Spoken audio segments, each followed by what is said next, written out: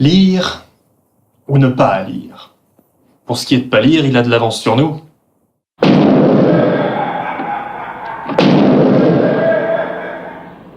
Salut à tous, bienvenue dans ce nouveau format pour la grande rentrée qui s'appelle Hanté sans frapper et qui traitera de petites chroniques littéraires express. Aujourd'hui, une fois n'est pas coutume, on ne va pas s'attaquer à un livre littéralement fantastique au sens propre du terme, mais par contre l'auteur est plutôt réputé pour en faire partie, puisque nous allons parler de Colorado Kid du grand Stephen King, c'est paru aux éditions J'ai lu.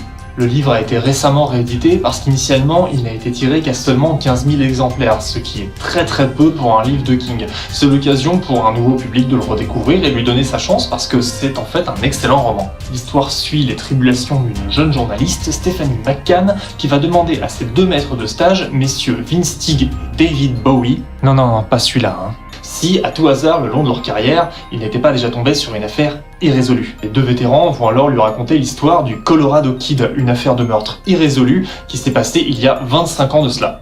Si je peux vous donner un conseil, c'est de commencer ce livre par la postface, qui est signée Stephen King lui-même, où il explique pourquoi ce roman spécifique a divisé. Ça va vous donner un petit indice sur la façon dont il faut aborder ce roman.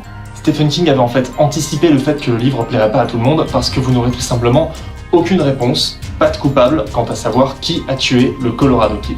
Si vous êtes plus habitué à ces romans fleuves comme ça, Le Fléau ou peut-être Cimetière, forcément, si vous attendez une solution complètement fantaisiste et fantastique à cette intrigue, vous risquez fatalement d'être déçu. Est-ce que ça en fait un mauvais roman de King ? Absolument pas. Sa plume est comme d'habitude hyper acérée, toutes ses thématiques sont là, et le tout en 150 pages et avec des chapitres très courts. Et de la part d'un auteur à qui on reproche souvent d'en faire des tartines complètes pour rien, c'est quand même un sacré coup de frais. De plus, avec le procédé de mise en abîme, à savoir une histoire dans l'histoire, Stephen King nous permet de nous intéresser nous-mêmes à l'histoire, comme Stéphanie s'y intéresse. À défaut de vous fournir la solution, Stephen King va donc privilégier ce qu'il sait faire, à savoir établir un mystère, décrire une petite communauté repliée sur elle-même et vous offrir plusieurs pistes exploitables quant à la découverte de ce coupable qu'au final vous ne découvrirez jamais. Rien ne vous empêche d'ailleurs de jouer vous-même au détective en essayant d'établir vous-même des liens avec tout ce que Stephen King a écrit, mais tout l'intérêt du roman, c'est justement de découvrir comment on établit un mystère et non pas comment on découvre un coupable.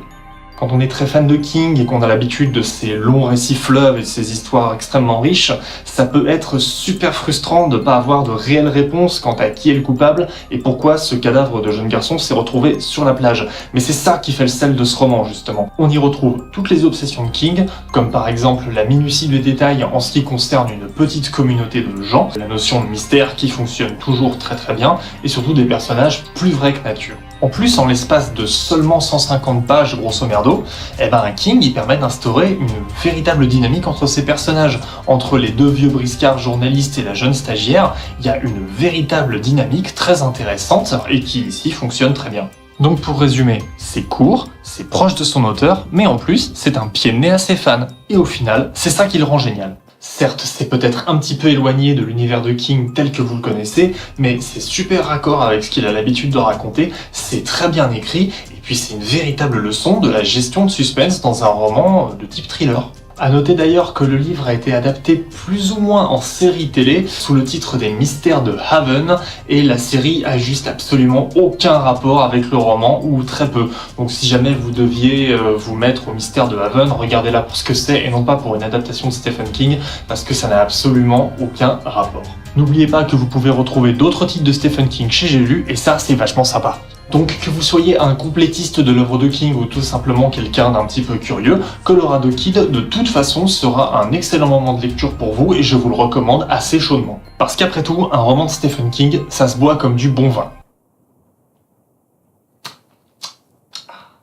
Voilà pour cette première chronique d'Hanté sans frapper, j'espère que ça vous a plu. Là on n'abordait qu'un seul livre, mais on pourra en aborder plusieurs à l'avenir, ça dépendra. N'hésitez pas à m'en recommander d'ailleurs dans les commentaires. Fantastique, de l'horreur, de l'épouvante, bref, tout ce qui fait un petit peu flipper mais qui nous fait un petit peu kiffer quand même, ça fera toujours plaisir. D'ici là, Hanté sans frapper.